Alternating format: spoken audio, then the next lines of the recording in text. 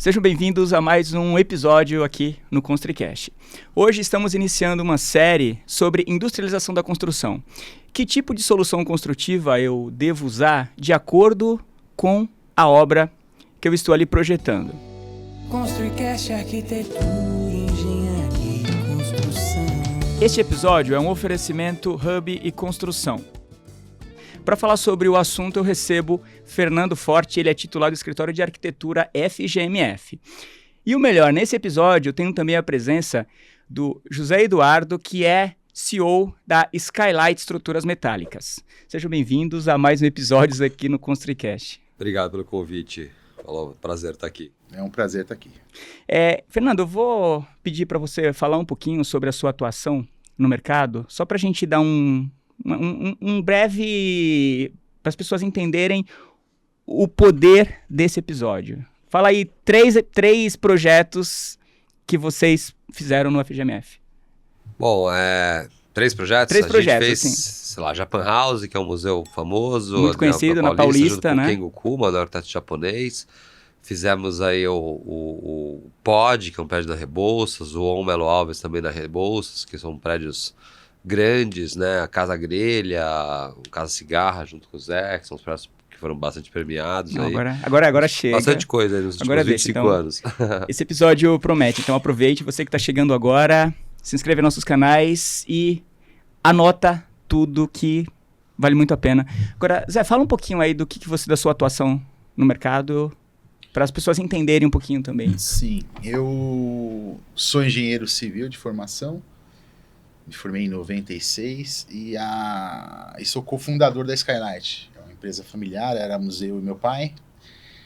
E a Skylight, ela nasceu do nome Skylight como um termo arquitetônico, quando entrou policarbonato, coberturas transparentes, isso há 31 anos atrás.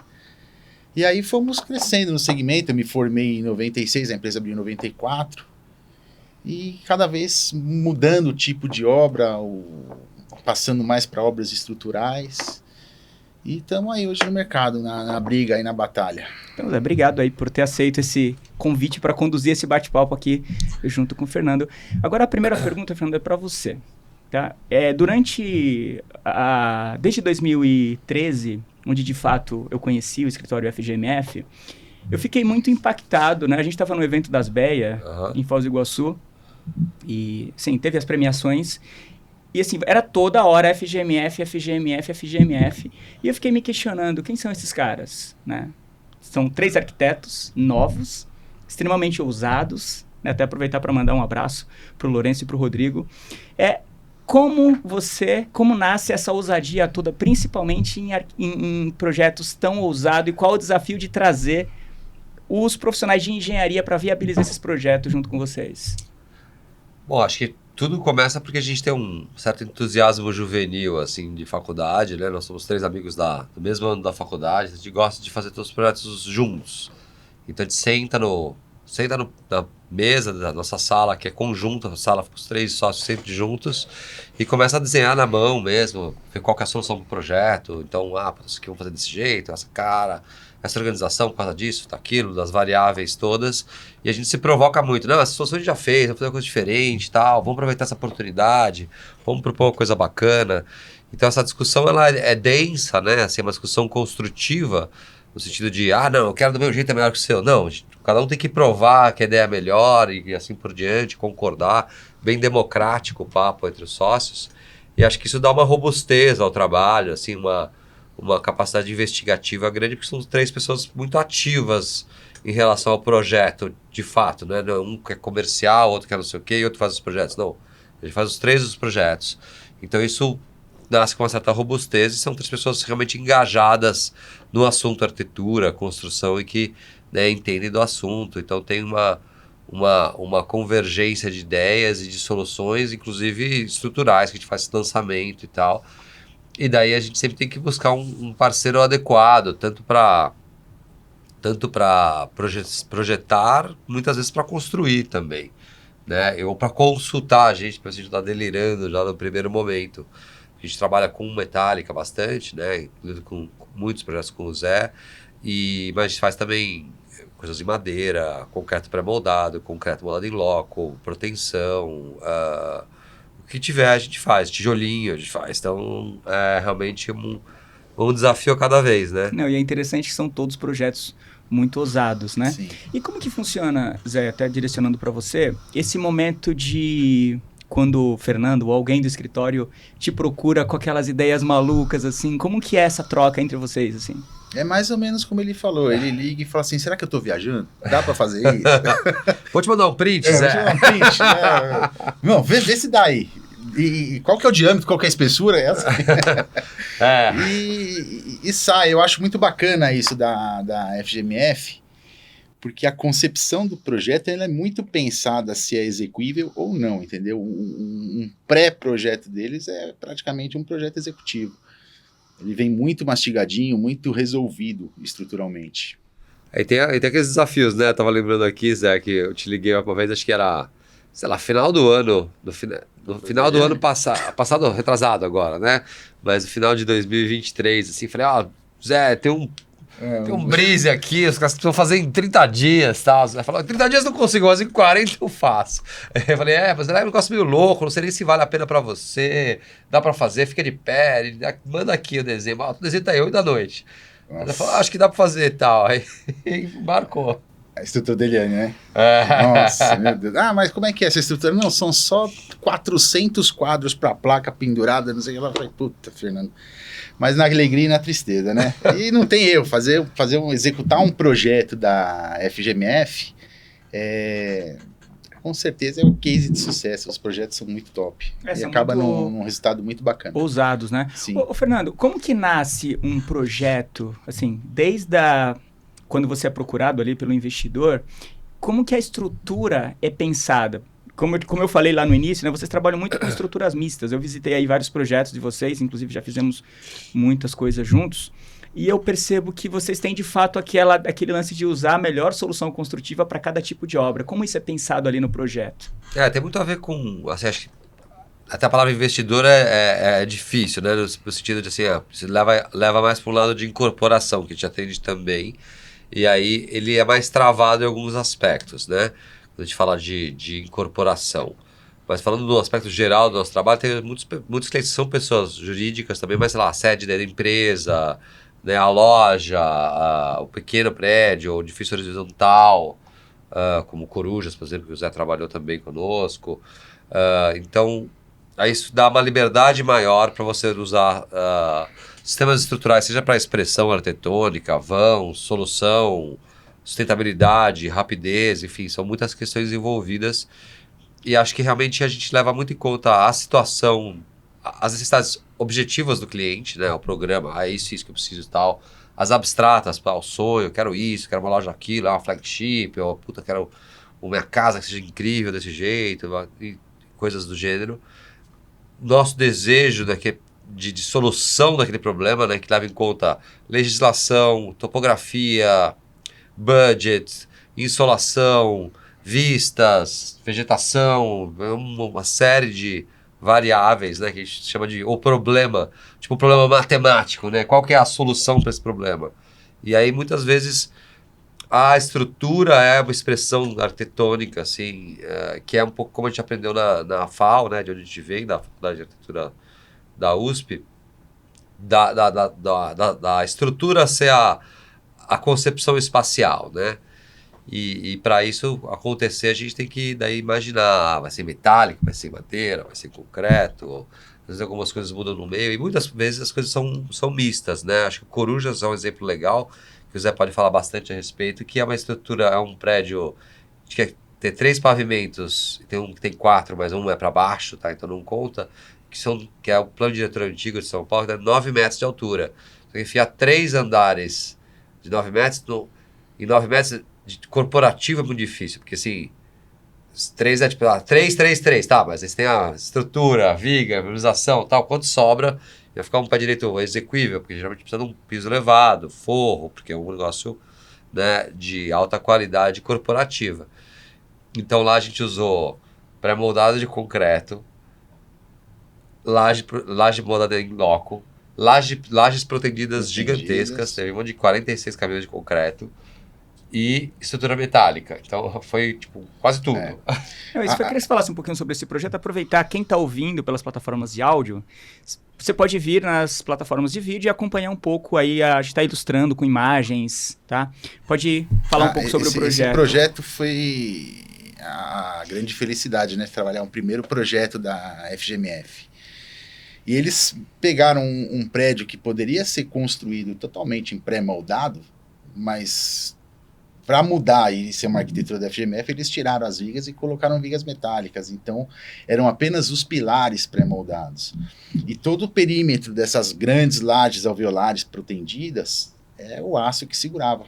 Então, são as vigas metálicas que seguram. E aí era um nó de passarelas, de um prédio se encontrando com outro. E a maior dificuldade dessa obra era a logística de montagem. Porque a obra... Nós tivemos até uma curiosidade lá, um pilar ficou errado, não tinha mais como sair da obra, ele foi enterrado lá na obra. Tem um corpo lá na estrutura. Tem um corpo enterrado. Porque ninguém vê, né? Não tinha como sair mais. Então era uma obra que tinha que se pensar muito na logística. Você monta essa laje, aí o guindaste não sai mais daqui de dentro, porque eu tenho que receber o material por lá. Foi bem complexo. Foi. Mas um resultado final brilhante com aquela casinha que ficou no meio lá, que é o... Esse projeto para mim ele é muito marcante. Eu queria aproveitar que você falou do guindaste. Fernando, e como que funciona durante o processo de desenvolvimento para vocês arquitetos essa parte logística? Né? Porque é um desafio, muitas vezes você pode até inviabilizar um projeto por isso. Sim, na verdade a gente não sabia nada de logística quando fez esse projeto. Então a gente queria fazer concreto moldado em loco para esses pilares. E eles eram até... tinha uma cadência diferente daqueles. Eram 5 metros de vão, 5 metros e pouquinho de vão das garagens, e não 7,5 como tem lá. Mas aí existia um engenheiro da Ideias Árvores, que era incorporadora, que falou, não, eu quero fazer pré-moldado de concreto, que é muito rápido e tal. Porque ele vinha esqueci aquela grande empresa de engenharia que faz shopping e coisa. Eu vou lembrar já, mas vinha de uma pegada dessas. Acho que tinha vindo da montagem daquele shopping em Raposo. E aí ele veio com essa lógica. Daí ele falou, tá bom, vamos fazer então. Vai ficar aparente lá os nós, mas legal, vamos fazer, vamos mandar bala nisso aqui. Mas não foi desse... Daí ele foi embora, aí entrou o Sérgio Messer, e aí começou a obra, e aí, né, o formato terreno era ruim para fazer isso daí, porque você não conseguia botar uma torre central, assim, tipo uma grua e rodopiar como se fosse um quadradão, e aí mandar bala nas peças... e montar rapidinho, tipo um Lego e sair. Você tinha que fazer primeiro uma parte, depois outra, e achar essa saída que era na Pascoal Vita que o Zé tá falando. Então não foi a melhor opção. E daí, lá conversando depois com o Mestre, com o Zé, com a turma na obra, eu percebi que foi uma opção errada. E que nem foi culpa nossa, porque a gente nem tinha pensado em fazer pré-moldado, mas... E a lógica do Jefferson, que ele tinha falado isso, também não era errada, que ele não se atentou ao formato do terreno e às entradas obrigatórias pelo Detran, que também era uma coisa que naquela hora o cara não estava pensando, você vai pensar na hora de executar. Então, foi um aprendizado para mim. Eu falei, não é um negócio que funciona em qualquer lugar. Funciona, tipo, você tem um terreno quadradão, espaço, uma grua, legal. Você vai fazer um negócio diferente, um formato diferente, talvez não seja a melhor opção. Se fosse de concreto moldado em loco, teria sido mais rápido essa obra. Inclusive, né? Por exemplo, os pilares lá, as vigas metálicas, elas não entram no eixo dos pilares.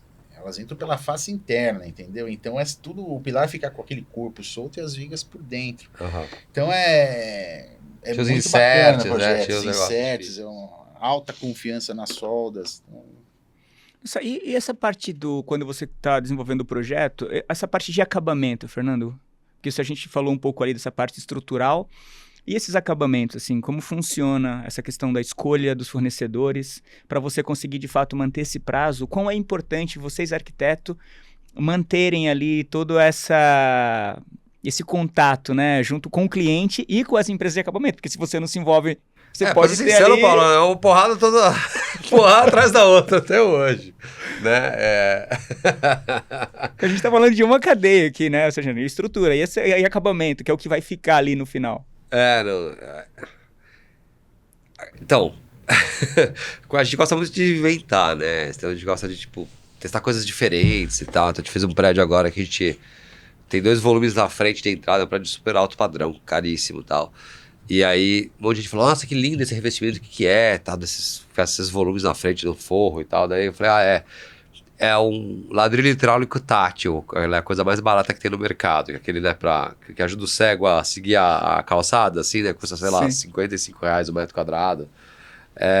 Deve ser mais barato que comprar na indústria, inclusive, e a gente usou na fachada de um prédio chique, todo mundo achou lindo, então a gente gosta de usar coisas diferentes e tal. Mas algumas coisas saem pela culatra, né? Acho que agora a gente está experimentando lá, a gente usou um grande lit numa loja que o Zé fez instrumentálica, por exemplo, e que eu fui meio contra o jeito que queriam fazer lá com o fornecedor. Ele garantiu que ia ficar perfeito e tal, mas deu alguns problemas de patologia, né? Porque a estrutura se mexe, por exemplo. Então, aí é uma dor de cabeça. Eu falei, puta, eu queria a placa moldada antes, colocada lá, e o cara insistiu pra fazer em loco, não foi a melhor escolha. Começou a ser mais conveniente ali para ele, por causa da velocidade, da obra. Por causa de vibração, né? De vibração, então acho que as placas soltas teriam sido melhores. É que a estrutura dessa obra, as lajes são penduradas na metálica. Não muda por tirante. São lajes protendidas penduradas. A gente tem tirantes com esforços de 60 toneladas. De Nossa!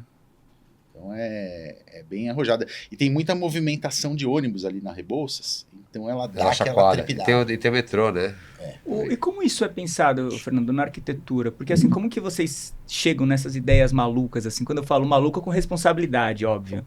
A gente faz muito testa materiais, discute, vai atrás de fornecedor, acha alguém legal, conversa. Às vezes, como esse caso, por exemplo, a coisa saiu pela culatra, eu fui contra, mas o cara insistiu que ia ficar bom e ele não tá bom. Diz que vai ficar, acredito que vai ficar, mas me arrependi da escolha, né? Então não é que a gente acerta toda vez. Quem dera, né, Zé? Ia ser mais fácil. Mas, e tem uma coisa que, assim, a gente testa materiais, conhece fornecedores novos, manda bala, mas assim, as empresas têm um ciclo, né? As empresas parceiras, assim, né?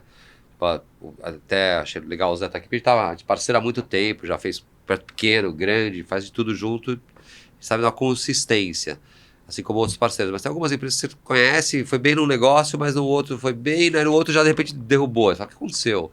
A construtora não tá legal, ou a empresa... Às vezes tem uma empresa, sei lá, de piso de concreto, tá indo bem, pô, legal, parceiro, estão fazendo as coisas direitinho, ficou ótimo, aí de repente dá uma caca enorme numa obra. O que acontece? A empresa tem ciclos, né?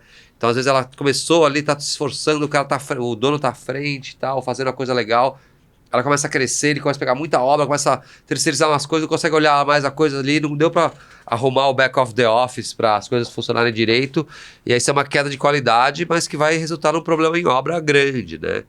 A gente teve isso numa casa, né, que a gente trabalhou junto, que começou a descolar a fachada do fornecedor e tal, e não resolvia. E era um cara que ia bem, assim, concreto, placas de concreto pré-moldadas.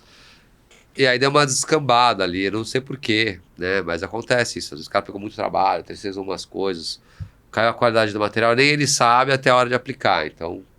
porque você tem muitos problemas ocultos ali, né, geralmente, numa situação como essa. E... até o cara que vai instalar, quem é o fornecedor? Quem está fornecendo aquele material para ele?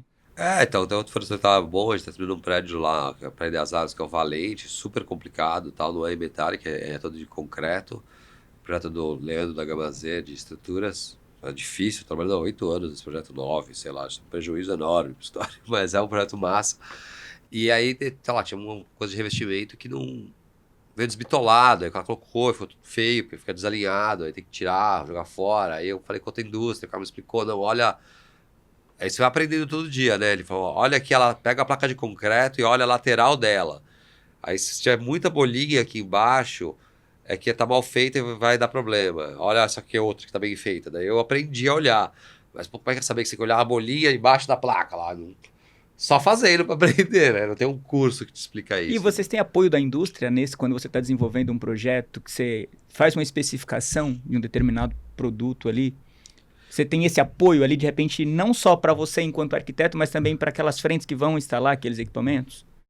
Tem, assim, falando de revestimentos e acabamentos e tal, a gente tem cada vez um apoio maior da indústria, que eu acho uma coisa ótima, e acho que até podcasts como esse ajudam a aproximar o arquiteto, né, e o engenheiro da indústria de fato, né, que também é composta por engenheiros e arquitetos, mas que não sei por que no Brasil é meio cindida, o que não tem o menor sentido, né, porque quem especifica é o arquiteto, quem vai executar o engenheiro e quem está vendendo essa é a indústria, porque não é todo mundo próximo, né?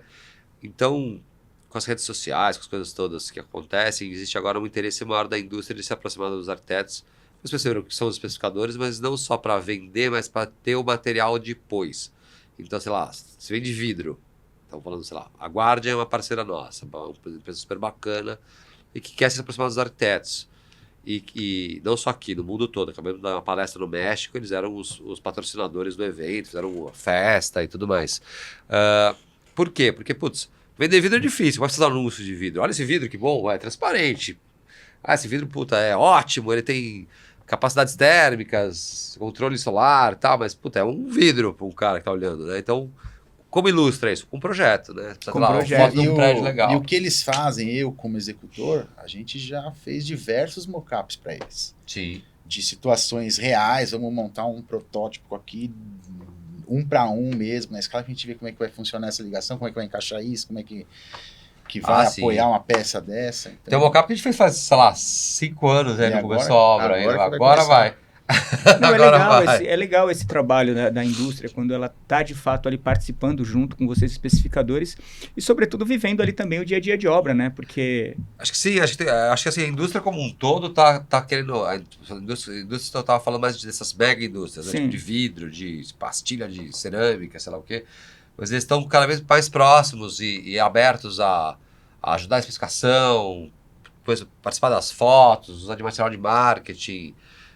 criar relacionamento, fazer preços especiais, fazer premiações para arquitetura e também, sei lá, dispor, por exemplo, esse Valente também, desenvolver uma cor da pastilha de toda a fachada, que era um monte de coisa. Então, a indústria estava afim de fazer. Eu reformei o meu prédio, aí a indústria veio lá, o vice-presidente de marketing e um cara técnico para mostrar como dava para limpar a pastilha de 70 anos atrás, foi um negócio massa. E tem os parceiros mais próximos, como tipo o Zé, que, puta... Zé, vamos fazer um protótipo aqui e tal, não dá. A equipe vai lá no galpão do Zé, já mudou umas 3 vezes, né, Zé, de galpão, e a gente sempre vai seguindo legal lá. Isso. Eu executo obra para diversos escritórios de arquitetura e aquilo que a gente estava conversando anteriormente. A minha especialidade é o alto padrão, entendeu? Mas o nível de detalhamento que parte da FGMF na preocupação se, puxa, mas esse furo aqui vai causar um ferrugem depois na peça aqui, vamos galvanizar isso, não vamos fazer isso. E essa preocupação vindo da arquitetura é diferenciada. Então é justamente nesse sentido que o ConstruiCast se posiciona, né? Porque a partir do momento que a gente começa unir mais o mercado, a partir desse momento, sim, você vai ter construções muito melhores, né? Com muito mais qualidade, sobretudo, gerar uma qualidade de vida para quem vai usar esses espaços depois. Sim. E o que eu acho uma coisa importante colocar é que, assim, há grandes vantagens na industrialização da construção, é claro. E acho que o abismo social do país dá uma certa impedida nisso, mas acho que caminhamos para a industrialização a trancos e barrancos a fórceps, né? Exatamente. Mas, podia estar muito mais avançada, né? Como é fora do Brasil. Mas, assim, independente de críticas, né, ao nosso sistema econômico, ou qualquer coisa dessa natureza mais vasta de problemas, o arquiteto e o engenheiro calculista não serem bem pagos ou serem muito espremidos em tempo atrapalha a qualidade.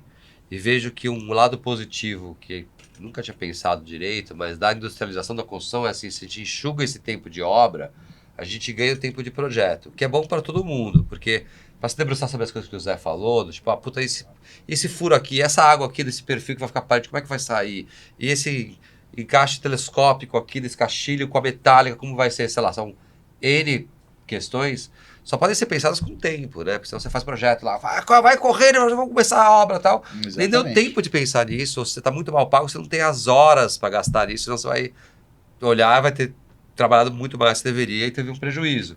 Então, tem esse lado positivo de uma maior industrialização, que cai o tempo da obra e dá para você trabalhar mais tempo do projeto, não só de arquitetura, mas de engenharia, sim, de mock-ups, de testado, do Zé pensar, puta, mas isso aqui não vai ficar tão bom, puta, Fernando, olha esse negócio aqui, pensei numa outra ideia, qualquer coisa meio truncada, feita assim, faz um projetinho qualquer aí com a prefeitura, começa a obra aí, põe um espião lá para fazer e tal, é um pensamento antigo, né? E o que mudou muito também, que melhorou para todos, acho que principalmente para a arquitetura, é a integração BIM, né? Sim. Tudo integrado, né? Você consegue jogar dentro do projeto de arquitetura, estrutura, hidráulica, elétrica. Você enxerga todo mundo que está acontecendo, né? Então, isso melhorou é muito bom. E aí, nesse sentido... Mas ainda não está 100%, mas está no caminho. E aí, como que a indústria está também preparada nessa parte do BIM? Né? Vocês têm muitos produtos ali que já tem ali específico, que já está preparado para receber, ou seja, você já recebe esses produtos para colocar ali nas bibliotecas BIM? Sim, acho que sim. Acho que a gente trabalha com ArchiCAD no escritório, né? Tudo organizadinho assim. E a maior parte dos players já tem os produtos tridimensionalizados, né? Assim, sei lá, louças e metais, acabamentos e coisas assim. Mas acho que ainda o problema está ainda na interlocução com as disciplinas complementares, né? Então, por exemplo, você recebe um IFC para fazer um clash, né, de estrutura. Então, uma estrutura metálica, um engenheiro com escola de engenharia que é muito bacana, todo mundo está de acordo com a proposta. Eu saio de cena em um certo momento, que tem que fazer outros projetos, então a concepção está finda e os tamanhos das peças estão ok, legal. Vamos lá, aí manda o IFC, a gente faz o clash, vê se está tudo direitinho. Massa. Mas aí no final ainda a emissão é 2D, né, que eu acho que é um próximo passo que a gente tem que vencer. O canteiro ainda trabalha com a folha só. Tem uma obra nossa que já tinha lá TVs, abrindo lá, e vendo todos os detalhes no 3D, que foi melhor. Porque daí, como aí parou o clash lá, e aí a engenharia continuou, eles colocaram umas chapas de chegada de vigas e uns enrijecedores e tal, que não estavam no IFC. Então eu não tinha visto. Aí eu só ia ver se eu olhasse todas as pranchas e achasse o desenho da chapa para ver no detalhe e aí parasse para pensar e comparar com a parede de concreto da outra folha e com a minha arquitetura. Dá uma dificultada, entendeu? Você não imaginava que isso ia estar ali.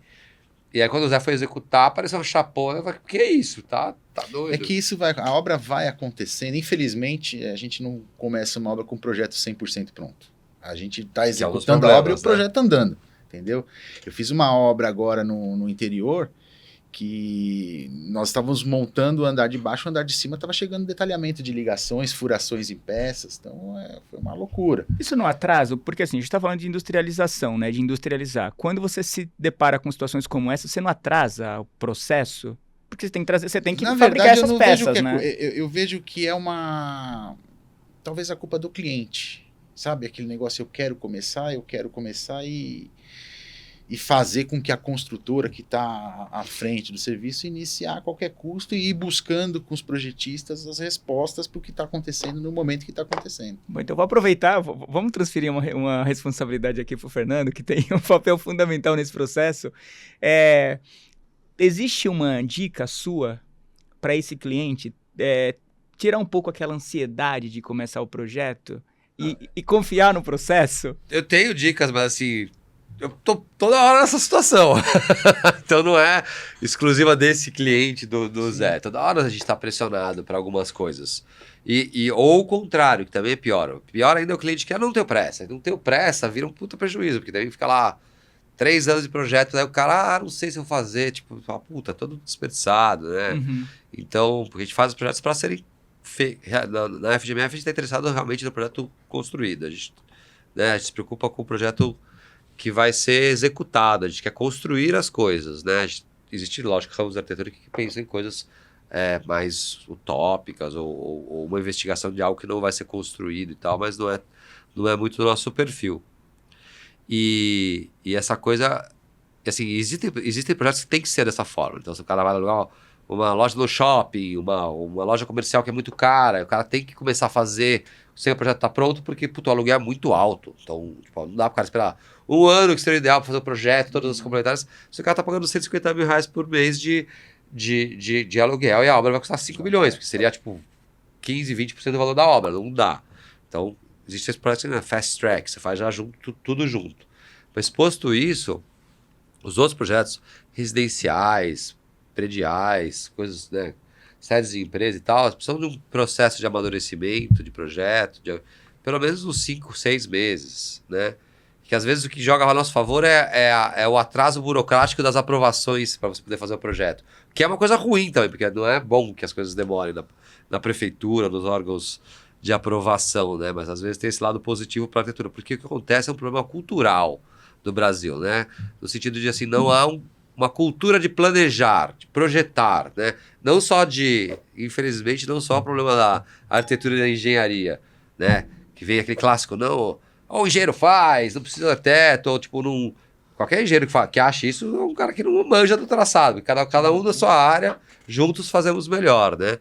Agora, é um problema de planejamento de tudo, né? A gente não tem um planejamento a longo prazo de projetos governamentais, muda pra lá, muda pra cá, não, eu não vou pagar você, eu não vou fazer... Por que não? O caso que o anterior se comprometeu, tem que ser uma coisa perene, né? Tem que atravessar projetos de infraestrutura, projetos da cidade, tem que atravessar diversas governanças públicas, né? Projetos de governo não tem, projetos de economia não tem direito, são sempre truncados, curtos. Então, o planejamento, mesmo o planejamento financeiro das famílias e tal, do Brasil, é muito baixo comparado com outros países, né? Então, não sei por que a gente tem esse problema de projetar, no sentido de imaginar o que vai ser e como chegar lá, não só na construção, mas como em tudo no Brasil, o que é terrível, né? E nessa parte de aprovações, de documentações, o projeto ele tem que estar fechado? Qual que é ou seja, quais são... Isso varia muito. Varia? Varia muito de prefeitura, porque isso é uma coisa, assim, de prefeitura para prefeitura, né? A aprovação macro. Né? Depois tem como Condefat. Você falou que ganha tempo ali, né? De repente... Não, não é que ganha tempo. É assim, como eles vão demorar, você acaba tendo tempo para desenvolver. Não é nem que ganha o tempo, né? É o tempo que precisa. Sim. Mas... Assim, em São Paulo, por exemplo, as aprovações são simplificadas, então são só manchas de áreas e tal, então que deveria, pelo menos, agilizar as aprovações. Tem outros lugares, Goiânia, por exemplo, tem que tentar com o projeto engenharia, estrutura, hidráulica, elétrica, tudo já no projeto. Então, o projeto tem que estar muito maduro para você fazer a entrada. E torcer para não ter uma árvore dentro do terreno. Sempre aí trava tudo. O Zé tá falando isso por causa de uma casa, conta a história, Zé. Não, já teve. Eu já tive casos assim de sair no jornal, replantar 50 árvores por causa de um coqueiro que eu derrubei. Então é bem complexo. Uma casa, não sei se é essa que você estava se recordando, mas eu me recordo Foi de uma. uma. Foi na 15 lá que a gente fez, lá que estava aquela árvore no meio, lembra? Da onde? Era ali eram duas casas que a gente fez, assim. E aí era ali na rua, perto da estação Vila Madalena do metrô. Ah, aí, sei. A prefeitura aprovou tirar uma árvore. E assim, era uma árvorezinha. Não, mas a gente queria pagar. Tinha uma árvore atravessada no meio da casa, tudo construído em volta da árvore. E a árvore nasceu no banheiro dos caras. Assim. Esse caso era pior, porque eles mandaram fazer um estudo para ver até onde a raiz da árvore alcançava. Por exemplo, a árvore estava aqui, era um estudo de solo por radiofrequência, para ver onde a raiz alcançava, e você só podia fazer a escavação do terreno a partir de onde acabava a raiz da árvore. Ou seja, o cara perdeu quase 4 metros da área dele ali para poder escapar da raiz da árvore. Então essas coisas travam também. Isso aqui é interessante. E acho assim, eu sou super a favor de manter a flora, né? Especialmente a flora nativa, né? Da Mata Atlântica, que não é provavelmente não deve ser esse coqueiro aí, mas... Falta um projeto da prefeitura, dos órgãos ambientais nesse sentido. Então, assim, olha, o cara vai construir, o cara comprou esse terreno, tem umas árvores, mas ele precisa construir aqui, vai ter que tirar, sei lá, 6 árvores, tem que tirar, puta. O cara comprou, quer construir, é importante, gira economia, tem que fazer. Não é que a gente, cara, e geralmente, assim, nenhum cliente meu é predatório, nunca vi um cliente falar isso abertamente predatório, não, quer tirar essas árvores, se dane, tal, não tem isso. O cara quer manter, não dá pra manter, puta, não tem que tirar mesmo. Como a gente faz? Vários clientes já falam assim, eu posso pagar 100 árvores, posso escolher uma avenida de São Paulo, eu ponho 100 árvores aqui, ó, resolve o problema da falta de árvores, todos estão interessados em fazer isso. Não existe essa possibilidade. Não existe não. Essa, na verdade, compensação, né? Não, tem que ser, tem um pouquinho que pode ser fora, mas assim, o grosso tem que ser no próprio terreno, mas às vezes não cabe. Aí o que acontece? Acaba acontecendo, o cara tem que fazer na marra, aí tira, aí faz a compensação, demora muito tempo isso daí, para conseguir a aprovação e tal. Então, e aí tem que ser no próprio terreno. Aí o cara coloca umas árvores lá para daí tirar, porque ele sabe que não vai poder pôr lá, porque vai ter uma vaga de carro lá. Então não adianta ele pôr a árvore, ele põe a prova e depois ele tira. Que é uma coisa ruim que o cara não quer fazer isso, mas ele acaba sendo levado às vezes a fazer isso, quando ele poderia, tipo, tá disposto a falar 300 árvores na avenida tal. cara faria feliz ainda.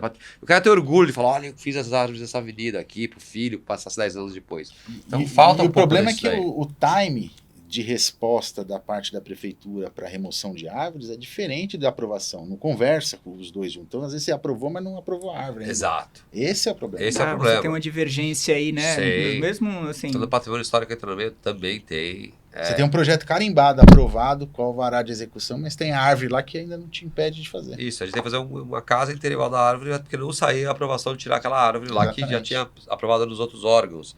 Então é uma coisa complexa, assim, sabe? E aproveitando esse tema, né, de árvore e tudo mais, eu queria entender de você como é pensado essa questão da sustentabilidade desde as soluções construtivas que você vai utilizar num projeto como esse, né? Se de repente a solução que você está especificando para aquele projeto não está, de repente, não é um facilitador para a remoção dessa árvore, enfim, para outro lugar. Assim, quando é possível, né? Por exemplo, só para deixar claro isso, tem uma árvore no meio do terreno, pô, assim, uma linda, puta árvore lá, vamos fazer o projeto ao redor da árvore. Eu fiz já projetos dessa natureza, né? Não quero nunca tirar. Não, sim.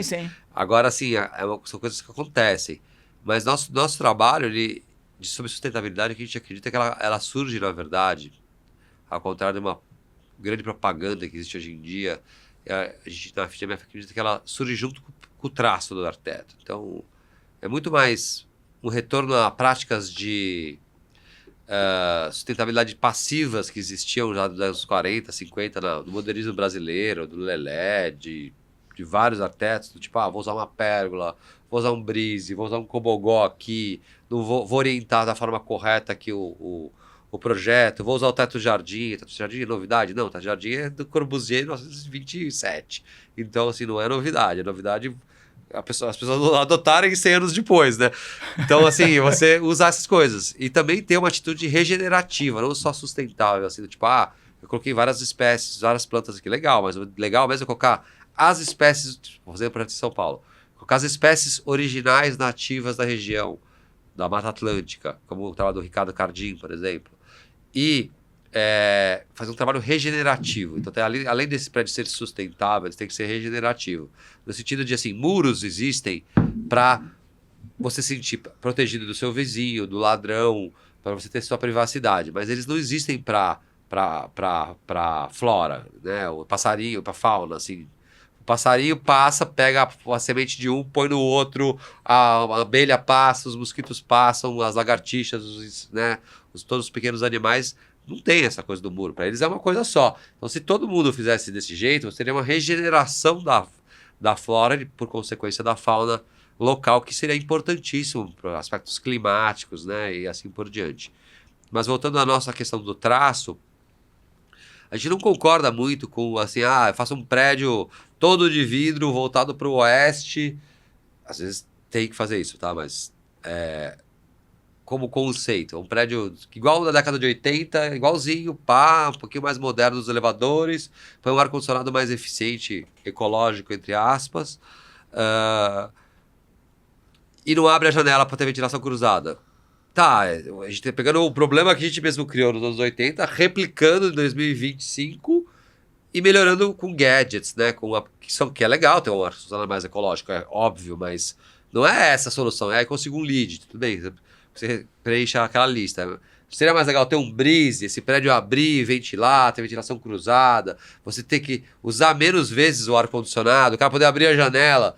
Parece muito mais sensato do que só meter um monte de coisas tecnológicas num projeto ultrapassado. Então, eu acho que essa consciência de que o projeto pode ser melhor, desde o traço, e abraçar as coisas de sustentabilidade, eficiência energética, também abraçar os gadgets, também abraçar placa fotovoltaica, também abraçar as espécies nativas, e essa ideia regenerativa, o teto jardim, a massa da inércia passiva de calor e frio, é um conjunto de atitudes projetuais, e não pegar o mais do mesmo e mandar bala lá, né? Quando você fala de brise, me chama a atenção, inclusive, os projetos de vocês usam bastante, né? Assim, pra mim, que faz? Você que faz? Não, e eu acho... E eu acho bacana o uso dos bris, assim, porque o brise é o osso. Tá, ele dá o filé mignon pros outros e te passa o osso. Não, a gente faz o filé, mas tem que comer o osso também. Ô, Fernando, como que funciona, assim? Qual que é a função principal ali? Porque, assim, tudo bem, além de você ter ele muito casado com a arquitetura ali, né? De estar conversando muito bem com a arquitetura, qual que é o papel principal do Breezy, assim, para nossa audiência que está acompanhando, principalmente estudantes de arquiteturas, enfim, engenharias e investidores? Olha, o papel principal do Breezy, assim, né? Ele vem de Brise Soleil, que é, né, o Brise contour sol em francês, que é o Breezy para você minimizar o impacto térmico dentro do ambiente, né? E o Breezy vale para tudo, qualquer tipo de Breezy. Pode ser aletas, pode ser ripas metálicas, pode ser de cerâmica, pode ser o Cobogó. Cobogó é um Breezy, né? Meio feito no Brasil, em Recife. Cobogó é o nome dos... são 3 fundadores, esse é o nome dos caras. São bem portugueses, tipo Coimbra, Borges, mas não é isso exatamente, mas que é o Cobogó. Então era o nome da fábrica em Recife e virou Cobogó, mas é um Breezy também, né? É um elemento de sombreamento, mas também se usa para outras coisas. A gente já usou Breezes que o Zé fez, por exemplo, na Casa Mirante, que era uma ideia mais de proteção de privacidade. De privacidade, de privacidade do que de sol, propriamente dito. Nesse sentido, se alinharia com a arquitetura mourisca, assim, né, muçulmana, assim, do Império Otomano, que era aquela coisa da mulher ficar lá e ver e não ser vista, né? Então, também é uma coisa que é bacana. Mexe um pouco com o seu imaginário ali, com a sua imaginação. Sim, assim. Então também tem pode ter esses papéis, né, de se reservar ou não se reservar, eles podem ser móveis, eles podem ser inteligentes, como do Jean Nouvel, lá do Instituto do Mundo Árabe, que bate a luz do sol e automaticamente a foto celular abre.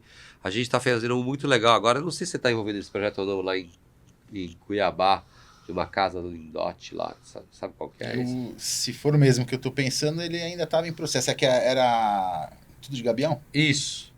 Tá rolando essa obra aí.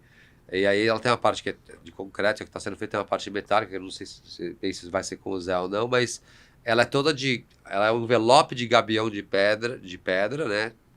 Suspenso, que é uma coisa meio contralógica, mas tem toda uma poesia, um porquê disso, com umas pedras locais que não esquentam muito e que fica escorrendo água e recirculando água por isso. Então o vento atravessa esse brise de pedra, digamos assim, ele é falhado também, não é um monte de pedra empilhada, em alguns lugares mais, menos.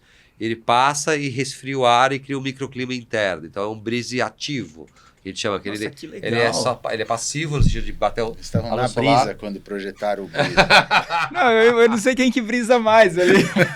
Então aí tem essa coisa de água circular, que tá ligada numa placa fotovoltaica em cima e que, né, é ativo também, né? Você gasta energia para refrescar o ambiente, mas de uma forma diferente. Eu fiquei curioso para ver esse projeto, principalmente tratando-se de Cuiabá, né? Que aquilo não é um calor, aquilo é um... Não, então, a ideia é essa, sauna, porque ela falou assim, né? aquilo não dá pra fazer nem varanda, né? A gente falou, não, vamos fazer um microclima. Então essa é a ideia, de fazer um pequeno oásis, um terreno sem vistas, assim, num condomínio, então ele fica, né, fechado para si mesmo, mas não, é bem legal. Vamos ilustrar com algumas imagens. Eu vou aproveitar que a gente está nesse tema, né, de materiais e perguntar, assim, como que vocês estão lidando hoje? A gente está vivendo aí essa transformação do clima de uma forma tão, assim, forte. Como que você está tratando hoje na arquitetura essa parte da escolha de pisos, assim?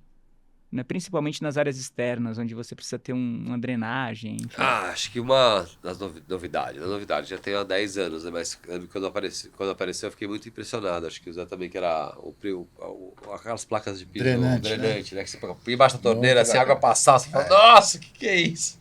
Né? Então o piso drenante acho que a gente usa bastante no escritório, acho que é um recurso muito legal. Sim. Assim, passa mesmo, põe embaixo da torneira lá, a água passa mais que uma bucha de lavar o corpo. É bem bacana. Assim. Então é um recurso. Já tinha pisos semidrenantes, concregramas da vida, mosaico português colocado só na areia, coisas assim, que já funcionavam um pouco, mas não dessa forma tão agressiva. Então é uma coisa que dá para ser térmica, funciona de um jeito bacana e tal, mas ele mancha, porque tem um furinho. Tinha uma criança lá e em tal. atendimento de área permeável, né? Super solução. Super solução legal. Aproveitar a sua presença aqui, você acha que isso seria possível a gente começar a aplicar em centros urbanos, onera demais, ou falta um pouco de interesse da iniciativa pública para usar esse tipo de solução nas calçadas dos centros urbanos e enfim? Não, acho que é super utilizável. Na verdade, a gente está colocando em várias calçadas. Nosso escritório era feito com isso, nossa sede anterior era feita assim, mas a prefeitura não aceita atualmente nem concregrama, nem que é esburacado, né? Que você vê o da terra lá, ao contrário desse. Ela não aceita mais como a parte permeável da solução por conta de... Eles não sabem como está embaixo. O cara pode ter feito um contrapiso e ter colocado isso em cima, né? O que é uma pena, porque, sei lá, daria pra fazer um laudo, ter uma foto de como é que é, sei lá, o cara tirar uma peça para ver como é que tá feito embaixo. E assim, os padrões das calçadas de São Paulo tem lá um padrão agora, que também não é seguido, porque também aqui no Brasil tem esse negócio das calçadas serem dos proprietários e não públicas, o que leva a calçadas mais grotescas do que tem por aí.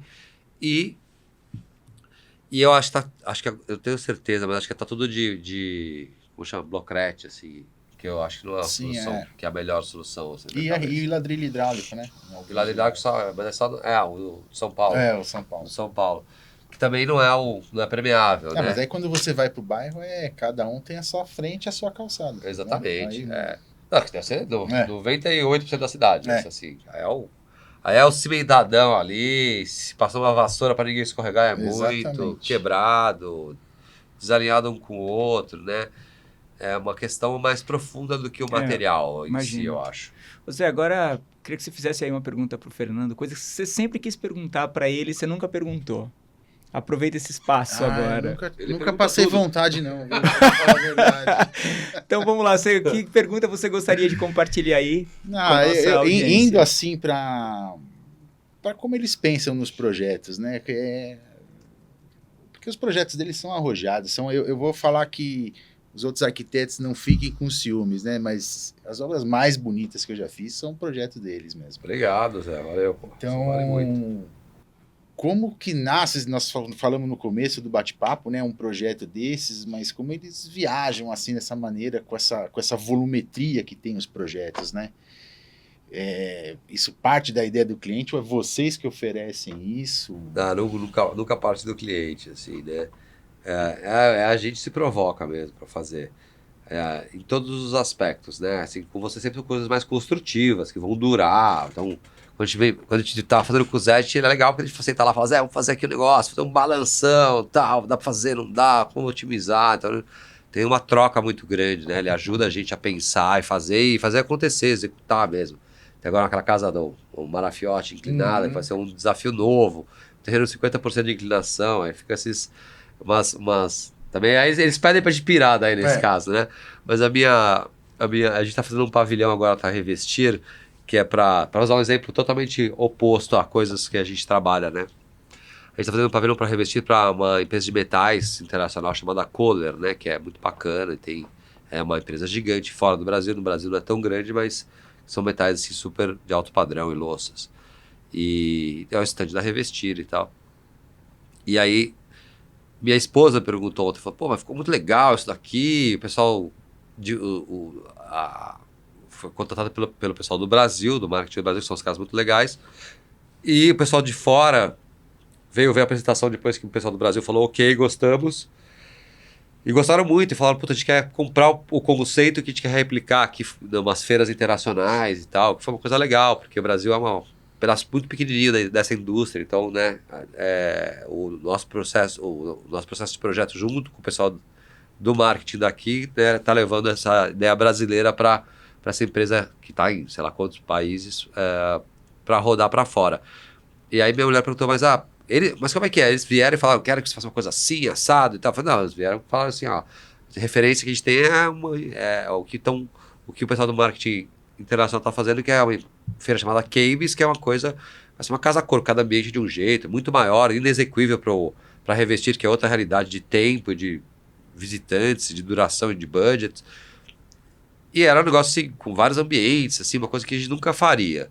Mas era a única referência que tinha. E daí a gente teve que falar, põe de lado e vamos fazer o que a gente acha que dá para fazer dentro desse tempo. Então são, sei lá, 1.600 tiras de tecido penduradas, que variam de, sei lá, 40 centímetros a 4,5 metros de altura, nomeadas, cada uma com seu comprimento, que vão criando anéis, que vão se entrelaçando e cria toda essa cenografia, né? Dentro de uma feira. E que aí eu liguei pro Zé e falei, Zé, eu preciso torcer um perfil em 2 direções. Como é que eu falo? Ele, não, liga pro cara tal do Rio. Já dessa. Mentira dessa, cara. Eu nem vou te pôr esse rolo, mas olha... Faz aí, liga pra esse cara aqui de Calandragem do Rio pra ver como é que faz. A gente fala, e assim, cara, liga aí pro cara da Calandragem, vamos conversar com o pessoal da montadora. Fala quem faz, né? Você tem um contato, né? Ele me ajuda, vou fazer o quê? Eu peço ajuda pros amigos. Se quiser te ajudar numa casa, fala, Fernando, eu tô com umas dúvidas de arquitetura aqui, ele vai me ligar, entendeu? Então a gente tem que ser amigo e se ajudar, é claro, a gente se dá super bem e tal, mas... Aí, então, às vezes a gente tem que pegar e o cliente não sabe exatamente o que ele quer, né? Então, chama a gente porque ele quer uma coisa bacana, legal. Acho que a gente tem que entender muito do... Ele não tá errado de não saber, tá? Ele não tem que saber. Por que ele teria que saber? Que nem você vai no médico, você sabe o que você tem? Não, você vai no médico. Você vai no advogado, sabe que você tem um problema, mas a solução é o advogado que vai dar, não é você. Você pode vir com algumas ideias, mas né, se você não quiser ouvir o advogado, você faz sozinho. Então, é a mesma coisa na arquitetura, né? Então as pessoas vêm com a questão e a gente tenta muito entender o briefing objetivo que a pessoa quer. Então, quero 3 quartos, eu preciso de tantas salas de reunião para minha empresa, ou quero expor meus produtos na Revestir, tal. Mas a gente tenta entender o abstrato, tipo, o que ele está querendo? Ele quer aparecer, né, numa feira, quer ter visuais, que situação a gente consegue fazer nesse lugar aqui? Numa casa, a gente tenta entender, é uma casa que ele está fazendo para juntar os filhos e os netos, então ela tem que ser mais introspectiva, ela tem que promover a união dessas pessoas que vão estar lá, ou não, é uma casa que o cara quer fazer, e é um cara que não tem filhos, ainda tem, mas eles são um casal festeiro e gosta de receber, ela é estruturada de outro jeito, sabe? Então, o cara é apaixonado por aquela vista, então vamos fazer uma coisa voltada para lá, então vamos usar isso como um artifício para nossas ideias aqui. Então tem muito a ver com essa coisa abstrata que a gente tenta captar dos clientes, das empresas, enfim, de quem quer que seja o cliente, para poder propor uma coisa aderente, sabe? Nessa linha que você está falando agora, eu estava conversando um pouco antes da gravação com o Zé, né, antes de você chegar, e a gente estava falando, às vezes as pessoas colocam estruturas metálicas ou um tipo de estrutura qualquer lá no projeto e simplesmente colocam um revestimento por cima. Né? E vocês têm essa arquitetura bem marcada ali para revelar de fato os materiais ali utilizados. Você tem algum desafio ou alguma dificuldade para convencer o cliente que aquela estrutura metálica, por exemplo, aquele tipo de concreto tem que ser aparente ou não? A gente estava discutindo isso, né, lá atrás. Assim. Tem bastante dificuldade. Assim, no caso da estrutura metálica, né, que o Zé sabe muito bem, assim, aí muitos clientes querem aquele aspecto. Que é bonito, fica legal, né? Ser branca, preta, colorida, enfim, fica legal. E aí tem um aspecto que joga contra a gente, às vezes, com obras maiores, que é o fato das normas de bombeiros, né? Porque assim, quando pega fogo, tem que ter um certo tempo que ela aguenta, e você tem que dar uma pintura intumescente que é muito cara, né? Mas existe dentro dos projetos uma inteligência no projeto, no elemento correto que está sendo utilizado.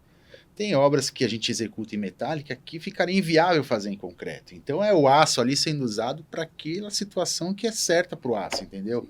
Vem vão de geometrias mais baixas, entendeu?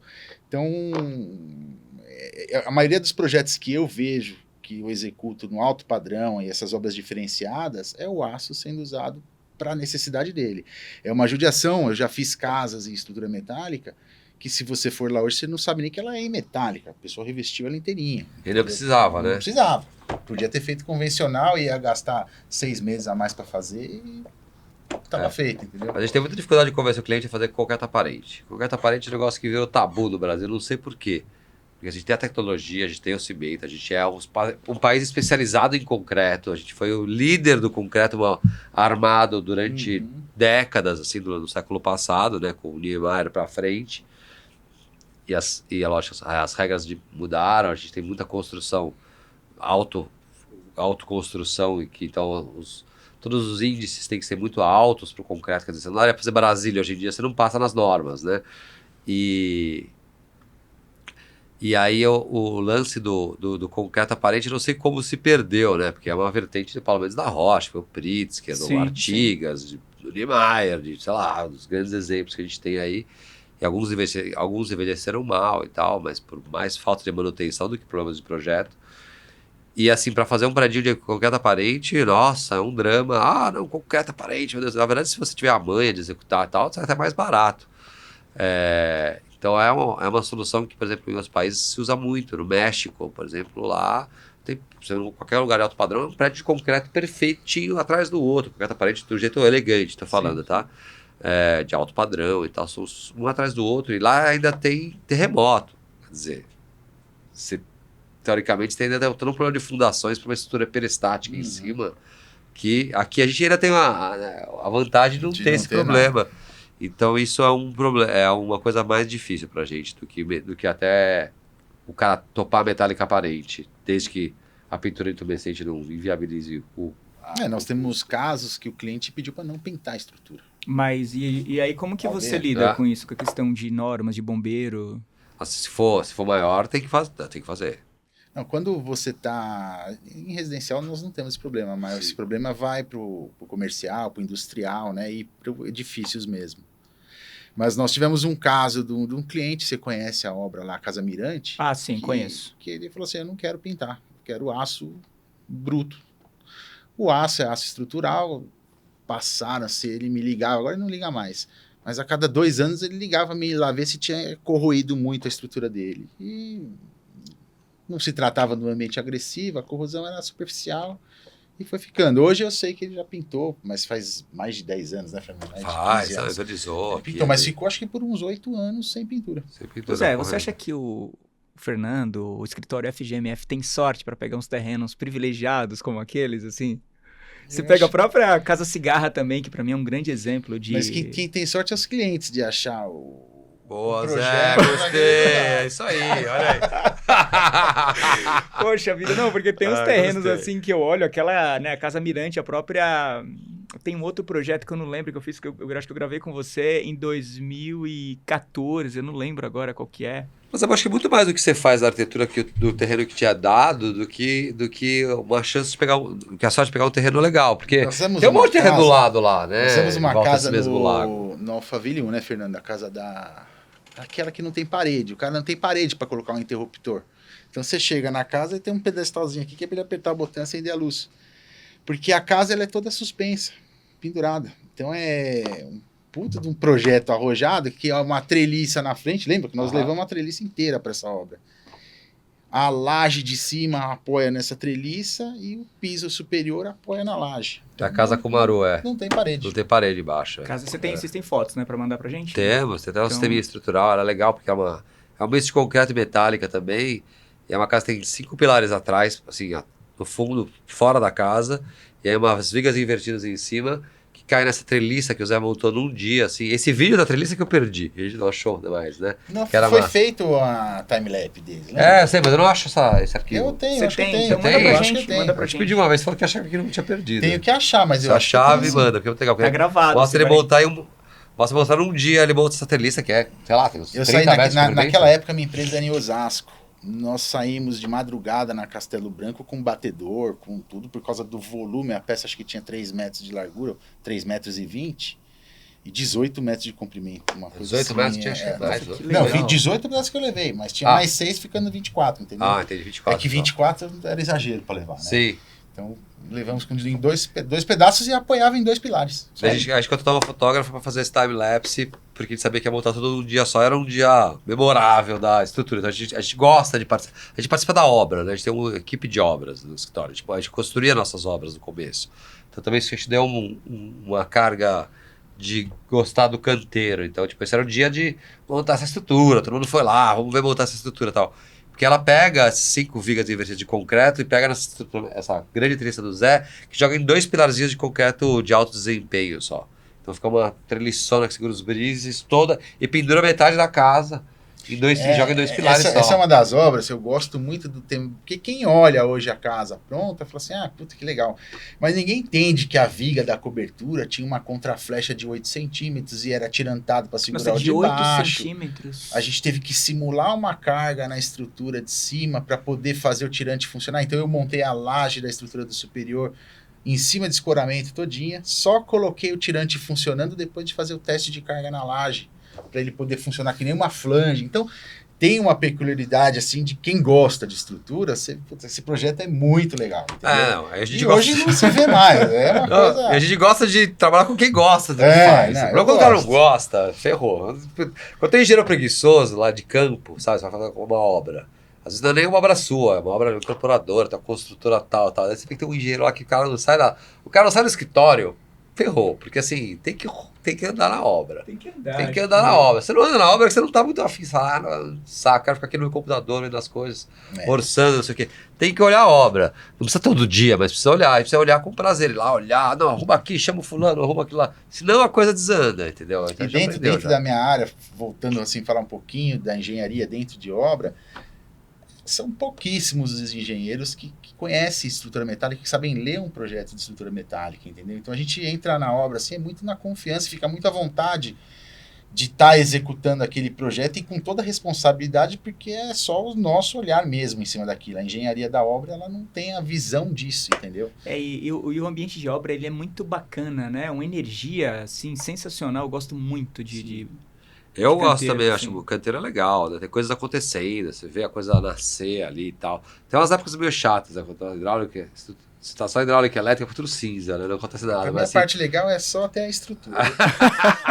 Quando ficar pronto, você gosta de ir lá dar uma olhada. Tirar foto. Ô, Fernando, você tem algum projeto que você gostaria de citar aqui, antes a gente tá chegando no final, que ele é em estrutura mista, concreto, madeira e aço?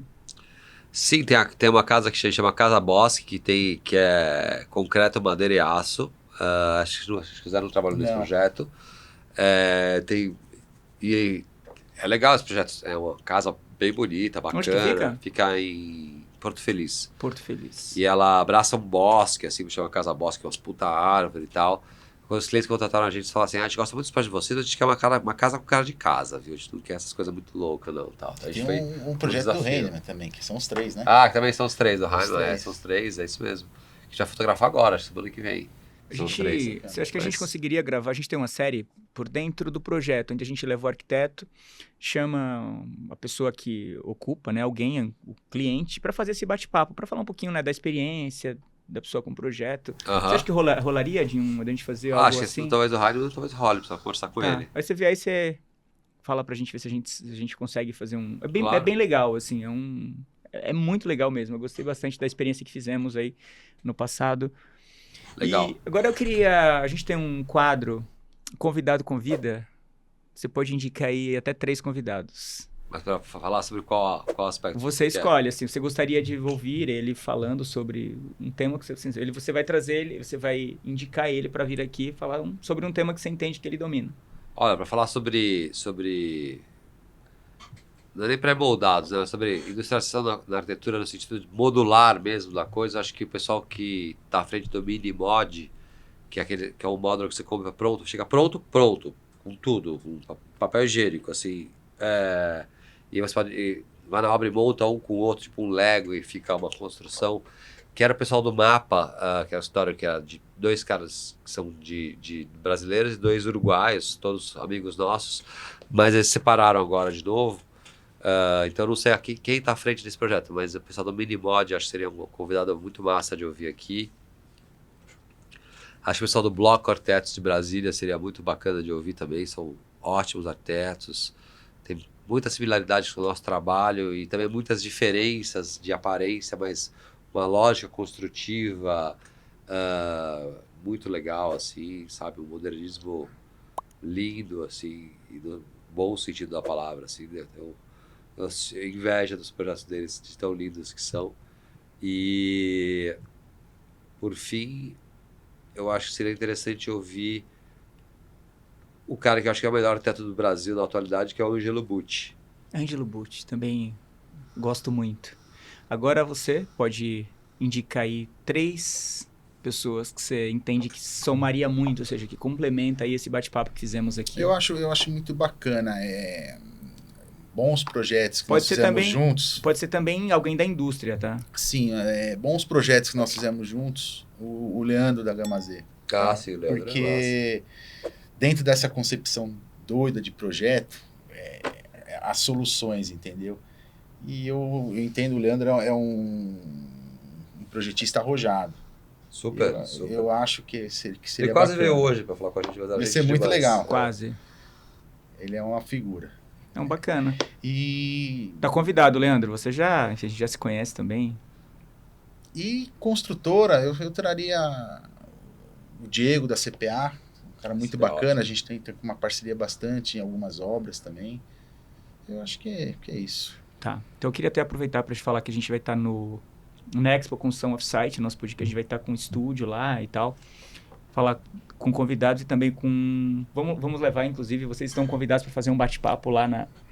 A Construção Offsite acontece dentro do Sambódromo do AMB, então é uma feira que você consegue, de fato, saber se aquela construção é eficiente nas questões térmicas, acústicas, porque você tem do lado a Marginal Tietê e do outro lado a Olavo Fontoura. Então, os dias 3, 4, 5 e 6 nós estaremos lá com o podcast fazendo esse bate-papo aqui. De quando? 3, 4, 5 e 6 de junho. Junho. Já. Nossa. Salva Pensei aí que já era dias. no carnaval e já... Tô pensando, quando que ia fazer isso aí? Não é carnaval agora? É bem legal a experiência. Como a gente defende muito essa questão aí da industrialização da construção, e lá é uma oportunidade onde você consegue, de fato, saber se essa solução funciona ou não. Você está ali no meio do sol, você tem as avenidas ali, ou seja, você tem muito barulho. Não é uma feira que acontece dentro de um pavilhão, assim. Tem uma pergunta aqui da internet para vocês. Poderiam falar sobre condomínios logísticos e como a industrialização da construção civil impactam o setor? Então, os condomínios logísticos vão ainda crescer assim enormemente no país, né? Como o Zé falou, fica em uns lugares estratégicos, geralmente, do encontro de rodoanéis com isso, com aquilo. Eu acho uma maneira... eu fiz, por exemplo, na Castelo, acho que é na Castelo Branco.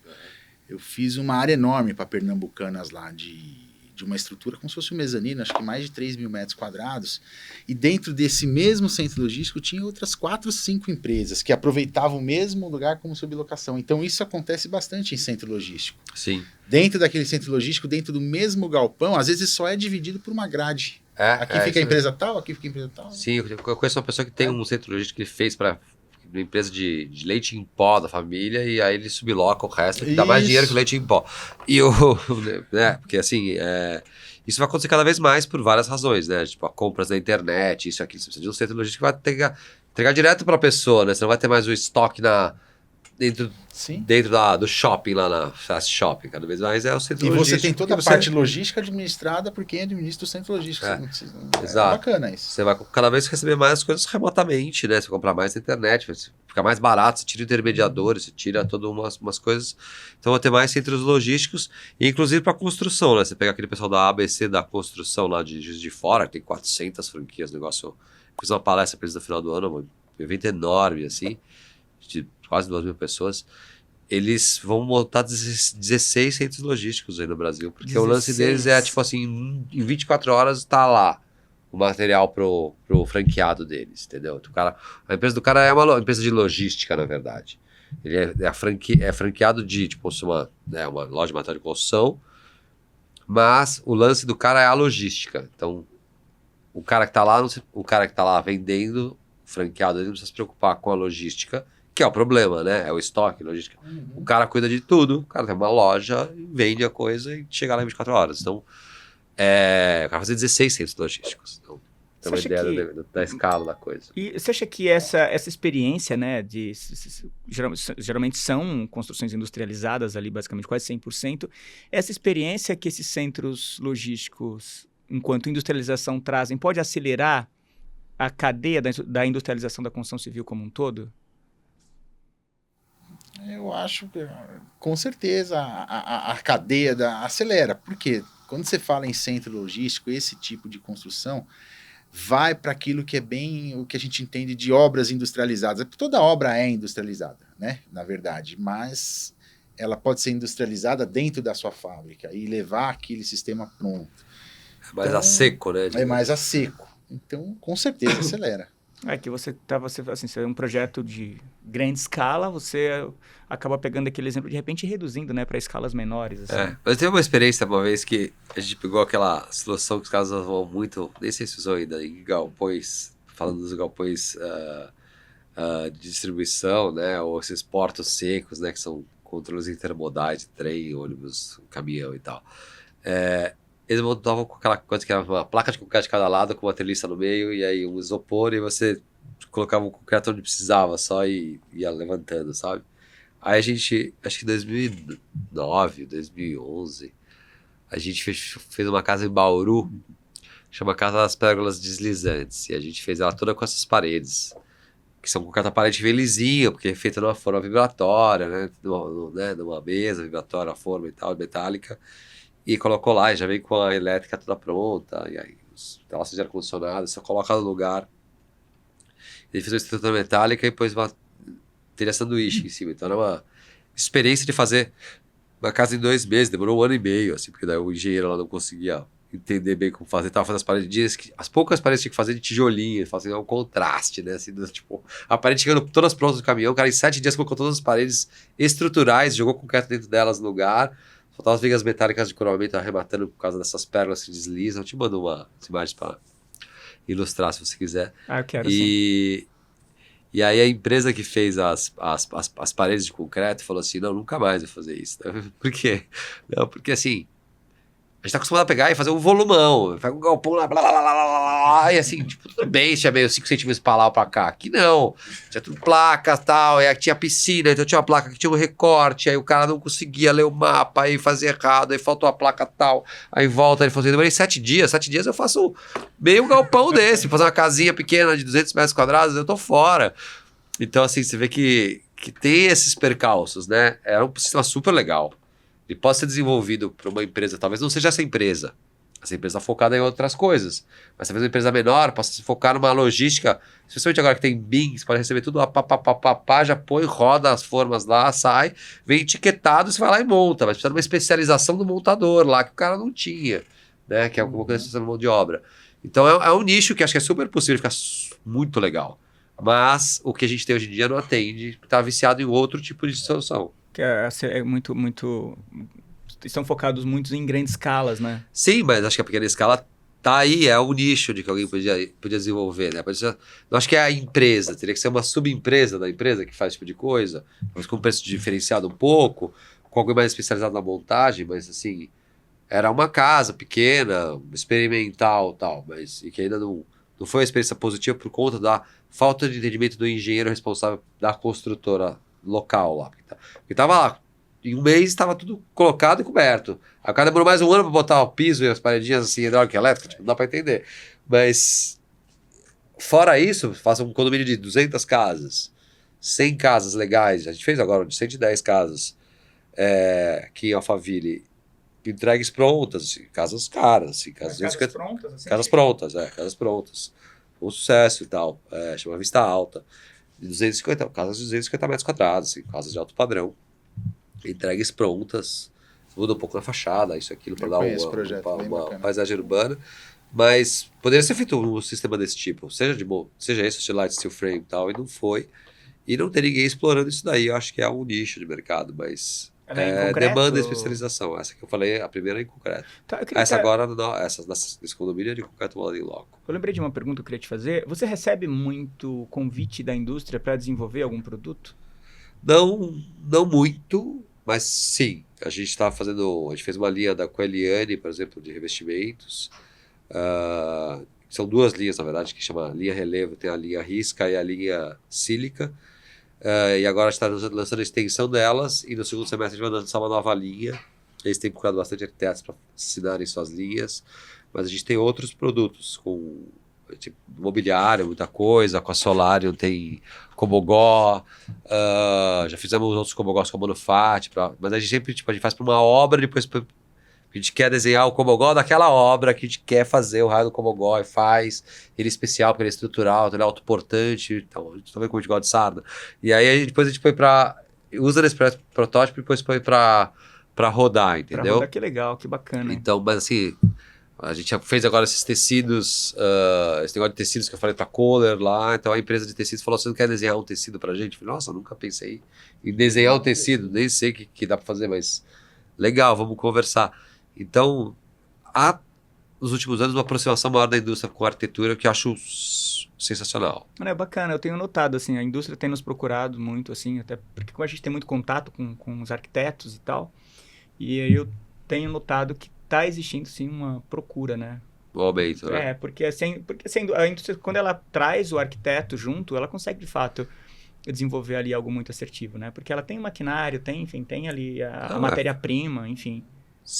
Quando eles estão afim, né, o arquiteto afim, a indústria afim, acho que sempre é um match muito legal.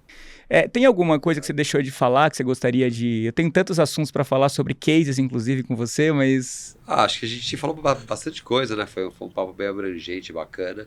Acho que falei um pouco tudo. Sempre tem mais pra gente conversar aí, quando juntar os três, assim, mas acho que a gente deu uma passada legal. Deu uma pincelada geral, assim. Sim. E você, Zé, tem alguma coisa que você gostaria de falar, que você... Não, eu acho que dentro do nosso bate-papo de hoje, tudo foi falado na medida do possível e do tempo, né? Mas eu deixo para você uma indicação de um tema, que é o que a gente sofre bastante hoje, está sofrendo dentro da construção civil, que é a falta de mão de obra. E a falta de capacitação de novos profissionais na mão de obra, a falta de interesse das pessoas em estarem na construção civil. Então, esse é um tema que eu acredito que seja um tema importante a nível de alguns anos, porque a mão de obra está ficando escassa. Isso é falta formação, você acha, Zé? Falta interesse. Interesse na formação. A formação porque, existe. Fernando, você imagina que, vamos falar a minha área é uma área com um profissional, outro tipo de profissional. Mas você vai para um segmento de uma construção civil, onde você pega um servente de obra, um pedreiro, para o cara ganhar um salário, para trabalhar no sol, um serviço pesado, não é melhor o cara estar dentro de um telemarketing da vida, ganhando a mesma coisa no ar-condicionado, trabalhando menos tempo? Sim. Então, as ajudas sociais do país também ajudam a contribuir a não ter mais isso também. E a falta. Eu, por exemplo, dentro da minha empresa, eu não terceirizo mão de obra. A nossa mão de obra é própria. E eu formo os meus funcionários. Então, às vezes, eu mesmo dou um curso para os meus funcionários de leitura e interpretação de projeto, muito voltado para o que eu faço. Eu não vou ensinar de uma maneira geral ele a ler um projeto. Mas sim um projeto de estrutura metálica, o que tem que ter numa obra, como começa a partida de uma montagem de uma estrutura metálica, entendeu? E eu vou formando, eu prefiro às vezes pegar um funcionário que tenha interesse e eu consiga criar esse funcionário formado, porque tá difícil. Eu acho que esse tema é super interessante mesmo, e assim, eu sempre defendi muito escolas técnicas para a gente ter profissionais, o pedreiro, o assistente de pedreiro, no sentido aspiracional de virar um pedreiro e depois um mestre de obras e assim por diante, serem pessoas especializadas, com uma formação. Então, escolas técnicas para isso, né? A gente também não vai falar assim, todo mundo vai passar na universidade. Não dá, a gente precisa de pedreiro, precisa de outras coisas. Precisa de um pintor, precisa ser um pintor bom, precisa de um pedreiro, precisa ser um bom pedreiro, um bom eletricista. E a gente tem aqui uma coisa muito, tipo... não, isso é uma subprofissão, é uma coisa na raça, é mal pago, né? E isso também atrasou a industrialização da construção, que é o nosso tema de hoje, né? Com certeza, porque a galera encarava e tal. E aí todo mundo era pedreiro, só que não. Nos Estados Unidos, por exemplo, você pega lá um pedreiro, o cara chega com ferramental, sabe o que vai fazer, rende, vai embora e custa caro. Ele chega com por a isso sua que você pick-up, seus equipamentos. E faz, e ele tem uma vida decente, uma vida bacana, melhor do que muita, né, melhor que muita gente aqui no Brasil. O eletricista chega com o seu cinto, com tudo lá, sabe o que fazer e tal. Não fica lá perdendo horas e fazendo bobagens e tal, porque é um negócio muito... e elétrica, especialmente, é um negócio assim, falando de residência, tá? É um negócio que você tá lá com o projeto, segue aquilo lá e passa, é um jogo de montar, né? E aqui no Brasil nunca se deu atenção para isso. Então acho que falta essas escolas técnicas e ele ser mais bem pago, que ajuda a industrialização da construção e ajuda as pessoas quererem essa profissão, porque vão ter uma vida decente, né? Uma coisa complexa. Na minha opinião, eu acho que esse déficit de mão de obra na construção civil, a mão de obra básica, vai acabar encarecendo o custo da mão de obra. E vai levar à industrialização, na marra. Não é do jeito certo, né? Que seria... os caras serem formados e terem uma vida mais digna, serem caros e por isso tem industrializado. Não, vai ser eu duvido ao contrário, a forceps. Você entrar em qualquer canteiro de obra corporativo, residencial, e achar um pedreiro de 22 anos, 25 anos. É difícil. Não existe. Eu queria até aproveitar, a gente tem uma parceria muito forte com o Senac, né? Até mandar um abraço pro Josué, mais um abraço. Se você toparia, Fernando, um dia ir lá fazer uma palestra para os alunos de edificação, tem também o de estradas, eles têm 3 cursos lá, voltados para a construção civil. Até aproveitar para você prazer. dar uma palestra lá e você também para falar um pouco sobre essa parte de leitura de plantas metálicas. Eu estou organizando aí um evento bem interessante, aí, inclusive eu estou vendo se até o governador vai também para falar um pouco ele, como é engenheiro, né, e atua muito forte no desenvolvimento de obras, de fazer algo bem, assim, bem estruturado. Eu tive uma experiência bacana com o Senai. O Senai também é um grande parceiro aqui Senai, do ConstruiCast. Em uma parceria com a gente, forneceu cursos para soldadores, forneceu algumas leitura e interpretação de projetos.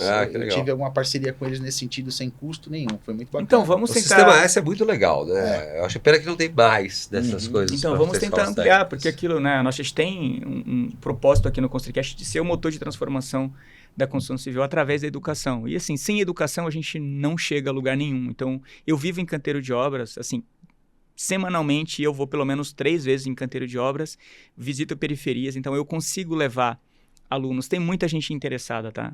O que está faltando de fato é oportunidade, ou seja, quais são os caminhos que a gente tem que trilhar para chegar e se tornar um bom profissional no setor. Então, eu acredito que a gente consegue, de fato, transformar um pouquinho, assim, a partir do momento que a gente dá oportunidade, a gente consegue.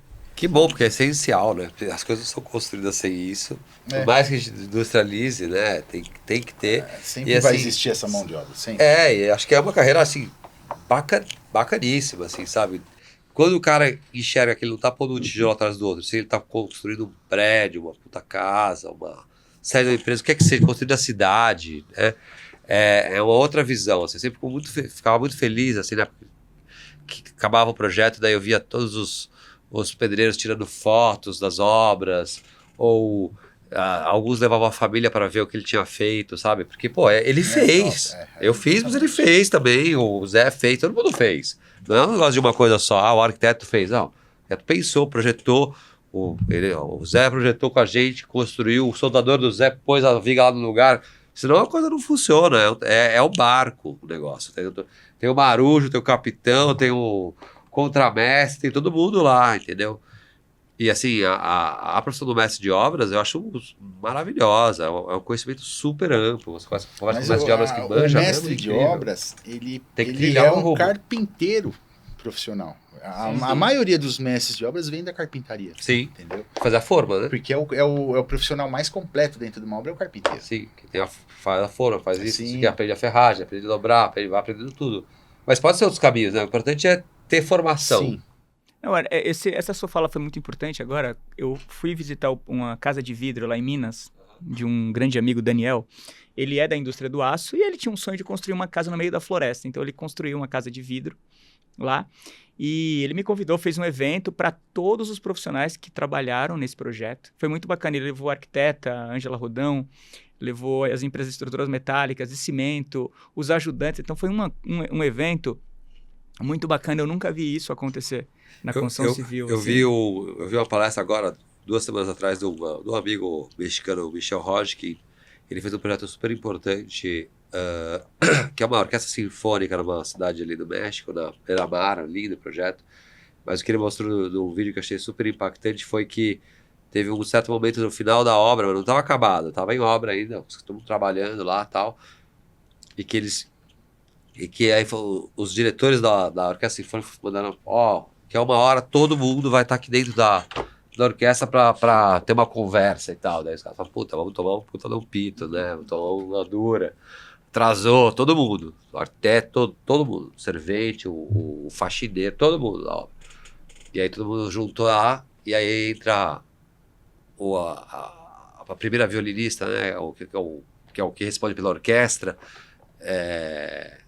no palco, assim, vestido de operário, né, com colete, capacete, com tudo, e começa a tocar o violino. Aí entra a orquestra sinfônica inteira vestida de operário e faz o primeiro concerto para eles. Nossa, que legal. Que top, hein? O primeiro concerto da orquestra foi para eles que fizeram a orquestra. Outro dia eu trouxe uma pedreira, a Suelen, ela tem acho que 40, não sei se já tem 40, e ela tem 8 filhos hoje. 8 filhos? Ela mantém tudo com uma profissão de pedreira, assim, uma excelente pedreira, sabe, assim. Nossa, E esse foi um episódio que repercutiu muito aqui. E, assim, a gente abre esses espaços, assim. Então, a gente recebe mestre de obras aqui, soldadores, soldadoras, assim. Então, é muito legal, porque, ou seja, no mesmo espaço que eu tenho o arquiteto, que eu tenho o investidor, que eu tenho o construtor, eu também tenho o pedreiro, o engenheiro. Então, é muito bacana, acho que... Agora, eu queria passar as considerações finais aí, Fernando, para você. Eu quero agradecer o papo, acho super importante difundir a questão não só da arquitetura, mas da arquitetura com a construção, sabe? Esse link é necessário, importante. Uma coisa não acontece sem a outra, né? Os bons profissionais têm que se unir e ajudar com coisas diversas, que vão desde a solução de um problema, a concepção, a uma melhora social, a uma industrialização, a um awareness de uma série de coisas, né? Já aprendi agora já um monte de coisa com o Zé aqui, e para melhorar não só a nossa arquitetura, a nossa engenharia, nossas construções, mas também o país, já que a construção civil é um dos grandes vetores de crescimento da nação. Então, ela não pode ser negligenciada, né? Isso aí, as redes do Fernando tá na descrição dos vídeos, em todas as plataformas. E você, Zé, queria que você falasse um pouquinho aí, suas considerações finais. Eu também quero agradecer a oportunidade, é a primeira vez que eu participo de um podcast, gostei. Primeira de muitas, tá? Você vê que eu falo de todas as áreas, né? Eu não me concentro só na minha, porque eu tenho paixão realmente pelo que eu faço, que é a construção, a engenharia, né? E é isso, eu gostei bastante. Eu acho que tem tantos assuntos legais para ser abordados realmente, que não tratam só de estrutura, arquitetura, mas de uma maneira geral, né? E pode me convidar sempre aí que vamos estar aqui. Não, bacana. Então deixo aí o nosso canal aberto para você, Fernando, para você, Zé, sempre que precisar trazer alguém para discutir algum tema, vamos levar isso adiante, que só dessa forma a gente consegue de fato transformar a construção civil como um todo. Maravilha. Então é isso, pessoal. Espero que vocês tenham gostado da mesma forma que eu. Aproveite para se inscrever em nossos canais, comentar, compartilhar e, enfim, trazer sugestões. Estamos sempre abertos aí a aprender também junto com vocês. Um abraço e até o nosso próximo encontro aqui no ConstruiCast.